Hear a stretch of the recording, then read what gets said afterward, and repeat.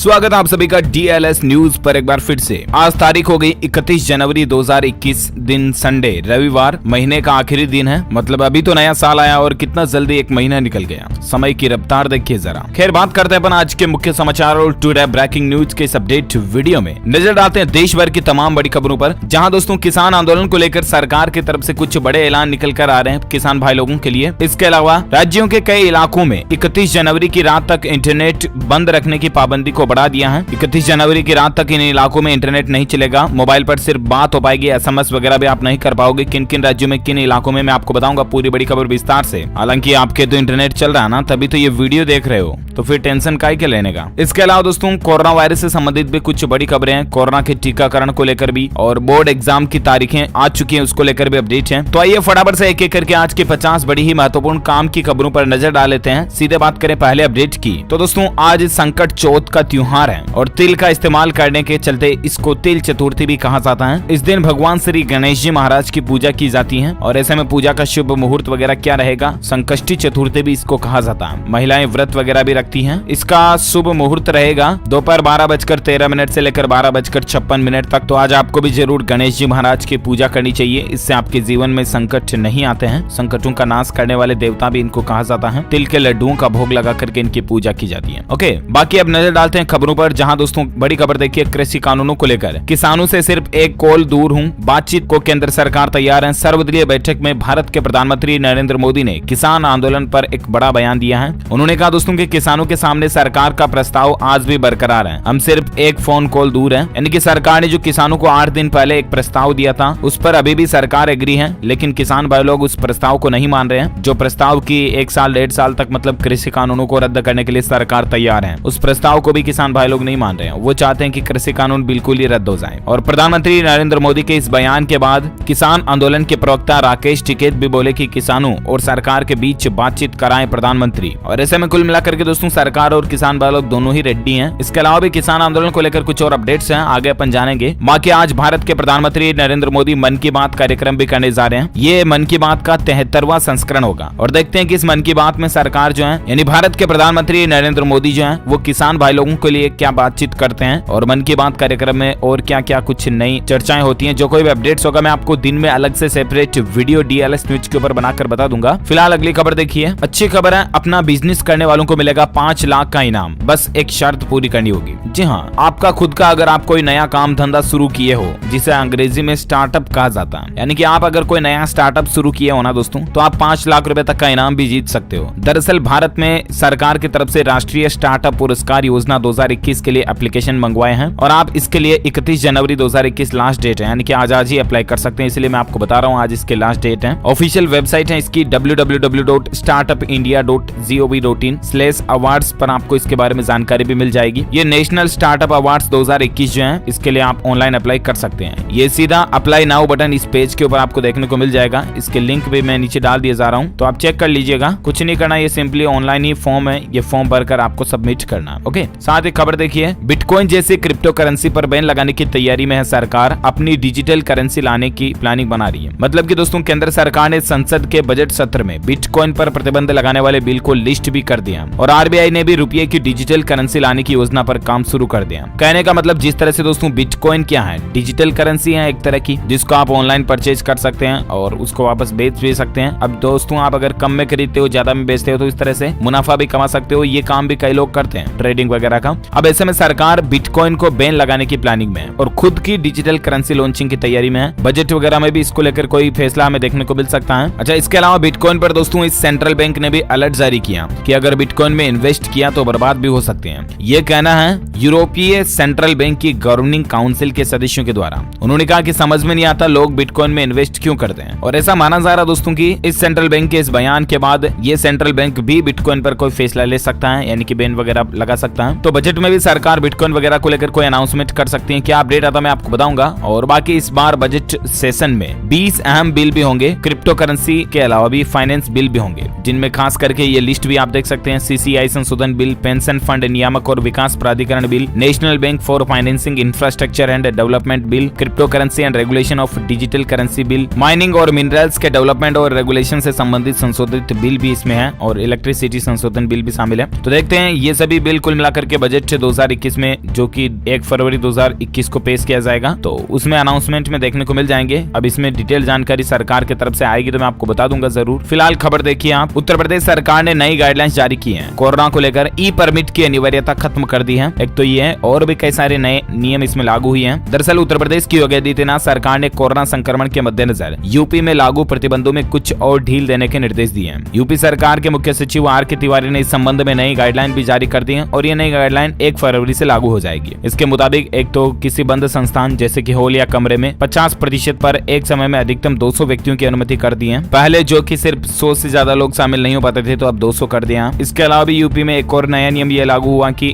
गर्भवती और 10 साल से कम उम्र के बच्चे स्वास्थ्य संबंधित आवश्यकताओं के लिए जरूरी होने पर ही घर से निकल सकेंगे, अन्यथा उन्हें घर में ही रहना पड़ेगा। ये कुछ रूल्स एंड रेगुलेशंस जो है यूपी गवर्नमेंट की नई कोरोना गाइडलाइन में लागू किए गए। ओके, और अगली खबर देखिए दोस्तों, राजस्थान राज्य सरकार की तरफ से एक नई योजना शुरू की गई है। सरकारी और प्राइवेट अस्पतालों में अब गरीब और जरूरतमंद अपना फ्री में इलाज करा पाएंगे। जी हाँ, चाहे सरकारी हो या निजी हॉस्पिटल हो, निःशुल्क उपचार की सुविधा मिलेगी अब। जी हाँ, राजस्थान के मुख्यमंत्री अशोक गहलोत ने कहा कि इसी उद्देश्य से राज्य सरकार ने आयुष्मान भारत महात्मा गांधी राजस्थान स्वास्थ्य बीमा करके ये नई योजना शुरू की है और इस योजना का लाभ राज्य के तकरीबन 1.10 करोड़ परिवारों को मिलेगा, यानी कि 1 करोड़ 10 लाख परिवारों से भी ज्यादा इसके लाभार्थी होंगे और इसके तहत हर परिवार हर साल 5 लाख रुपए तक का इलाज बिल्कुल फ्री में करवा सकेगा। तो ये वाकई में देखा जाए तो राजस्थान गवर्नमेंट की अच्छी पहल है। कल ही महात्मा गांधी जी की पुण्यतिथि के मौके पर राजस्थान सरकार की तरफ से ये नई योजना शुरू की गई है। अब इसके लिए क्या क्या एलिजिबिलिटीज वगैरह रहेगी, ये डिटेल जानकारी मैं आपको बता दूंगा। फिलहाल देखिए मौसम समाचार को लेकर खबर है दोस्तों, फिर से आ रहा पश्चिमी विक्षोभ। राजधानी दिल्ली एनसीआर समेत देश के कई इलाकों में बारिश की संभावना है। दरअसल मौसम में एक बार फिर से बदलाव देखने को मिल रहा है और पश्चिमी विक्षोभ आ रहा। अब देखिए संपूर्ण भारत का आज 31 जनवरी 2021 का मौसम पूर्वानुमान आखिर क्या कहता है। तो अगले 24 से 48 घंटों के दौरान छत्तीसगढ़, तटीय उड़ीसा, उत्तरी तटीय आंध्र प्रदेश, पूर्वी असम, अरुणाचल प्रदेश, अंडमान व निकोबार द्वीप समूह और तटीय तमिलनाडु के कुछ इलाकों में हल्की बारिश भी देखने को मिल सकती है। वहीं 31 जनवरी के शाम से जम्मू कश्मीर, गिलगित बाल्टिस्तान, मुजफ्फराबाद और लद्दाख में भी हल्की बारिश और बर्फबारी शुरू हो सकती है। 1 फरवरी से ये और भी ज्यादा बढ़ जाएगी और बाकी पंजाब, हरियाणा, उत्तर प्रदेश, राजस्थान, मध्य प्रदेश और गुजरात के कुछ हिस्सों में 24 घंटों तक शीतलहर, ठंडी लहर चलने की संभावना है और अगले 24 घंटों में पंजाब, हरियाणा, राजस्थान, उत्तर प्रदेश और मध्य प्रदेश के कुछ इलाकों में पाला भी जारी रहेगा। तो ये रहा आज का वेदर अलर्ट मौसम समाचार। और अब बात करें दोस्तों कोरोना वायरस से संबंधित कुछ खबरों के बारे में, उसके बाद जानेंगे किसान आंदोलन वगैरह को लेकर क्या कुछ और अपडेट चर्चाएं चल रही हैं, साथ ही एजुकेशन शिक्षा से संबंधित खबरें भी हैं। तो इस वीडियो को ध्यान से पूरा देखते रहिएगा। और हाँ दोस्तों, आपसे एक प्यार भरी रिक्वेस्ट है कि DLS न्यूज चैनल को अगर आपने अभी तक भी सब्सक्राइब नहीं किया ना, तो कुछ नहीं करना, आपको सिंपली इस वीडियो के नीचे एक लाल बटन दिया हुआ है, उसको दबा करके चैनल को सब्सक्राइब कर लीजिए और पास में एक घंटी का बटन बन करके आएगा, उसको भी दबा दीजिएगा, है ना, ताकि जब भी कोई DLS न्यूज की तरफ से काम की खबर का नया वीडियो आएगा ना, तो तुरंत आपके मोबाइल की घंटी भी बज जाएगी, यानी आपको नोटिफिकेशन मिल जाएगा। ओके, अब नजर डालते हैं आगे की खबरों में, जहां अपडेट देखिए कोरोना को लेकर अपडेट है। गुजरात के 4 शहरों में 15 फरवरी तक नाइट कर्फ्यू फिर से जारी रहेगा। इस संबंध में गुजरात के एक वरिष्ठ अधिकारी की तरफ से जानकारी भी दी गई है कि रात्रिकालीन कर्फ्यू की जो अवधि है, हालांकि उसको घटा दिया है। जो पहले रात 10 बजे से सुबह 6 बजे तक थी, उसको रात 11 बजे से लेकर सुबह 6 बजे तक कर दिया। लेकिन फिर भी 15 तारीख तक गुजरात के 4 शहरों में नाइट कर्फ्यू जारी रहेगा, जिसमें अहमदाबाद, सूरत, वडोदरा और राजकोट ये शामिल है। इसके अलावा कोरोना को लेकर टीकाकरण के अभियान पर भी अच्छी खबर आ रही है दोस्तों। टीकाकरण अभियान में हरियाणा राज्य ने देश में तीसरा स्थान हासिल किया, 60% टारगेट पूरा कर लिया। वहीं टीकाकरण अब तक कुल 35 लाख से भी ज्यादा लोगों का हो चुका है, यानी कि 35 लाख से ज्यादा लोगों को कोरोना की वैक्सीन लग चुकी है। और इस पर केंद्र सरकार ने कहा कि टीकाकरण में लाभार्थियों की संख्या बढ़ाई जाए राज्यों की तरफ से। तो उम्मीद है राज्य सरकारों की तरफ से कोई न कोई फैसला जरूर लिया जाएगा, अपडेट में आपको बता दूंगा। और बाकी कोरोना पर और एक खबर देखिए, ब्रिटेन से आने वाले यात्रियों को दिल्ली सरकार ने राहत दी है, अब उनको क्वारंटीन नहीं रहना पड़ेगा। बाकी इतने दिन क्या कि ब्रिटेन में जो कोरोना वायरस का नया स्ट्रेन फैला था हाल ही में, उसके बाद दिल्ली सरकार ने नियम बना दिया था कि जो भी ब्रिटेन से आएंगे उनको कंपलसरी क्वारंटीन में रहना पड़ेगा, लेकिन अब इस नियम को हटा दिया। ओके,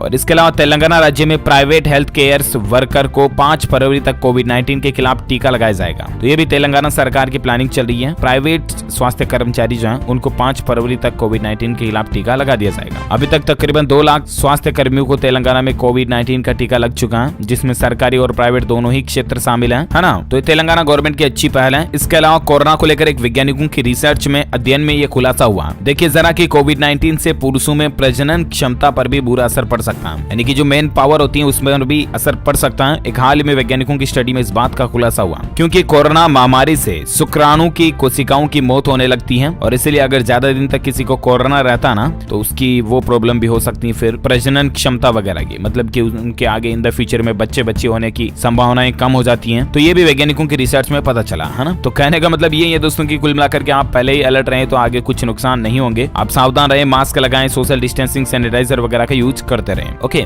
बाकी कोरोना पर स्कूलें खुलने को लेकर खबर आ रहा है दोस्तों। कोरोना काल के बाद उत्तराखंड राज्य में 8 फरवरी से कक्षा 6वीं से लेकर 12वीं तक के स्कूल खुल जाएंगे। उत्तराखंड के त्रिवेंद्र सरकार की तरफ से कैबिनेट में इसको हरी झंडी भी मिल चुकी है। ऑफलाइन स्कूलें खुल जाएंगी 6वीं से लेकर 12वीं तक की 8 तारीख से, है ना। इसके अलावा हरियाणा राज्य सरकार की तरफ से भी अब 6वीं से लेकर 8वीं तक के स्कूलों की खोलने की प्लानिंग बन रही है। सरकार ने, हरियाणा गवर्नमेंट ने इजाजत दे दी है इसको लेकर भी। हालांकि तारीख का ऐलान अभी तक नहीं हुआ, लेकिन बहुत जल्द 1 फरवरी से शुरू होने की संभावना है 6वीं से 8वीं तक के स्कूल। ओके, वहीं बात करें आज के कोरोना आंकड़ों की, डेटा की, तो दोस्तों पिछले 24 घंटों के दौरान 11,700 से ज्यादा नए संक्रमित मामले देखे गए और अभी कुल संक्रमितों की संख्या 1,07,45,000 से भी ज्यादा हो चुकी है, जिसमें से 1,66,000 से ज्यादा एक्टिव केस हैं। वहीं 1,04,20,000 से भी ज्यादा मरीज रिकवर्ड हो चुके हैं, ठीक हो चुके हैं। और दोस्तों कोरोना वायरस के कारण भारत में जान जाने वाले लोगों की कुल संख्या का आंकड़ा 1,54,292 पहुंच चुका है। आपसे ये रिक्वेस्ट है कि आप सभी नियमों का पालन करते रहें। ओके, और बाकी दोस्तों किसान आंदोलन को लेकर कुछ बड़ी बिग ब्रेकिंग न्यूज अपडेट में आपको बताता हूं। एक तो इंटरनेट बंद करने पर बोले राकेश टिकैत कि नहीं दबेगी किसानों की आवाज। फार्मर्स प्रोटेस्ट लाइव अपडेट आ रहा दोस्तों। मैंने आपको शुरुआत में भी बताया था कि 31 जनवरी की रात तक इन इलाकों में इंटरनेट नहीं चलेगा, सिर्फ मोबाइल पर बात हो पाएगी। तो दरअसल बात कुछ यूं है ना कि हरियाणा राज्य सरकार की तरफ से जो 17 जिलों में इंटरनेट बैन किया था ना, उसकी तारीख को बढ़ा दिया। वैसे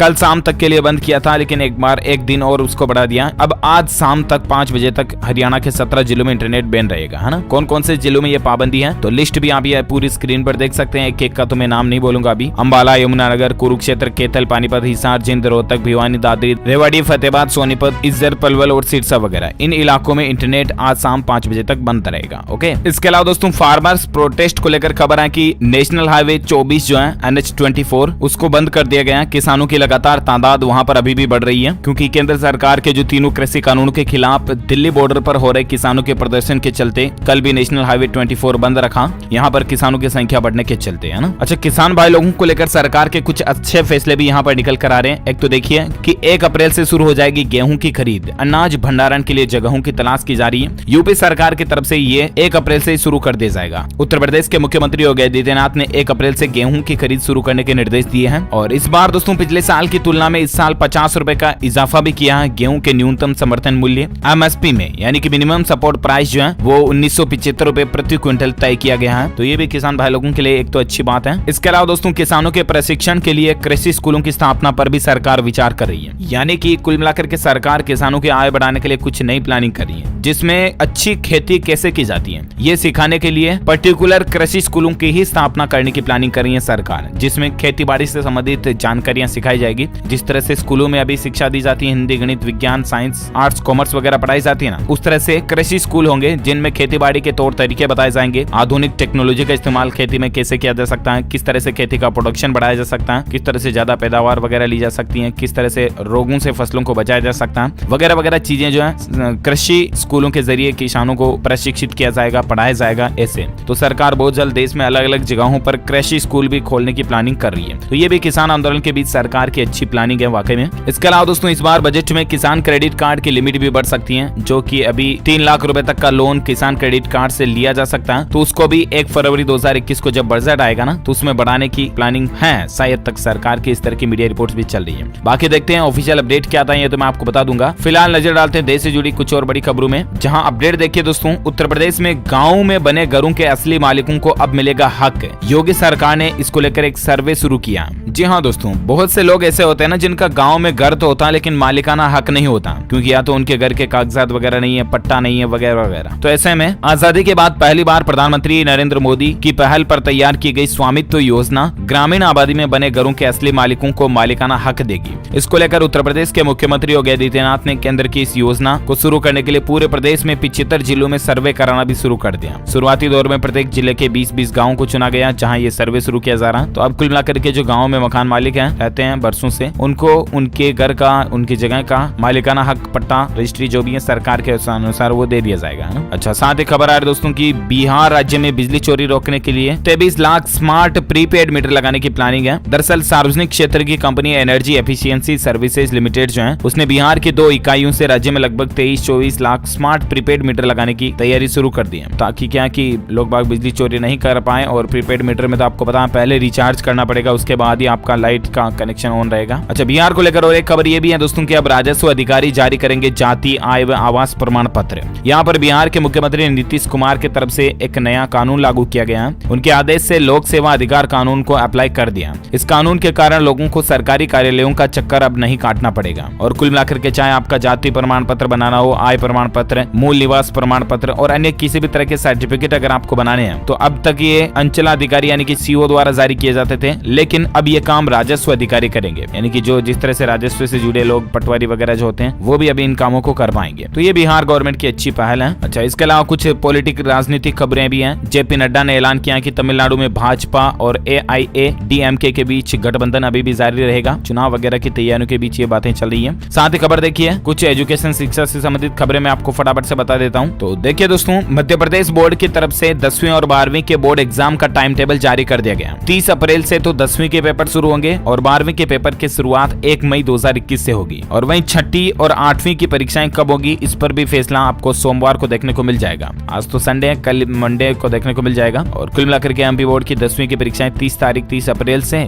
और 12वीं की 1 मई से शुरू होगी। ठीक है ना। अब ज्यादा जानकारी आप ऑफिशियल MPBSC की वेब पोर्टल पर चेक कर लीजिएगा। और अगली खबर देखिए, एजुकेशन से जुड़ी और एक अपडेट है कि दोस्तों इस बार बजट में ऑनलाइन एजुकेशन के लिए फ्री इंटरनेट या टैबलेट या मोबाइल वगैरह गैजेट्स वगैरह इस तरह की भी सरकार को प्लानिंग कर सकती है। नई एजुकेशन पॉलिसी लागू करने पर भी सरकार का फोकस है और ये सब चीजें हमें कंबाइंडली बजट में देखने को मिल सकती हैं। अब सभी लोगों की, देशवासियों की नजरें वाकई में बजट पर ही टिकी हुई है। तो ऑफिशियल अनाउंसमेंट 1 फरवरी 2021 के बाद मैं बजट के कंप्लीट हाइलाइट्स वगैरह आपको बता दूंगा। ओके, फिलहाल खबर देखिए आप कि बिहार राज्य में होगी कला विश्वविद्यालय की स्थापना। मिथिला कला संस्थान में जुलाई से शुरू होंगे डिग्री कोर्स भी। जी हाँ, बिहार में ये एक नई शुरुआत होने जा रही है। दरअसल बिहार कला पुरस्कार का उद्घाटन करते हुए राज्य के स्वास्थ्य, कला एवं संस्कृति मंत्री मंगल पांडेय ने कहा कि राज्य में कला विश्वविद्यालय की स्थापना होगी, यानी कि आर्ट्स यूनिवर्सिटी बिहार राज्य में बनाई जाएगी। तो ये भी वाकई में बिहार राज्य के लोगों के लिए अच्छी राहत की बात है। और एक खबर देखिए एजुकेशन को लेकर कि दोस्तों पश्चिम मध्य रेलवे की तरफ से भी अप्रेंटिस के 565 पदों पर भर्ती निकली हुई है। 27 फरवरी तक आप अप्लाई कर सकते हैं। रेलवे जॉब्स को लेकर अपडेट है दोस्तों, पश्चिम रेलवे ने विभिन्न विभागों में ट्रेड अप्रेंटिस के पद पर भर्ती के लिए नोटिफिकेशन जारी किया। 521 टोटल पोस्ट हैं और आप ऑफिशियल वेबसाइट